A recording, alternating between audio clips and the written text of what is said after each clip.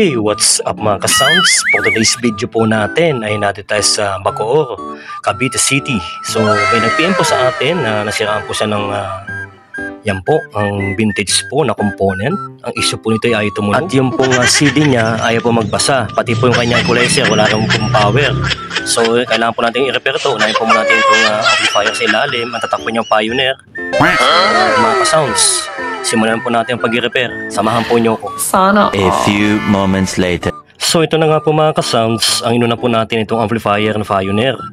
So may nakita po ko sa kanya na medyo matambok po yung pinakagitna niya. Ito po capacitor. So yan po, makita po natin, matambok po yan, isa po ay flat.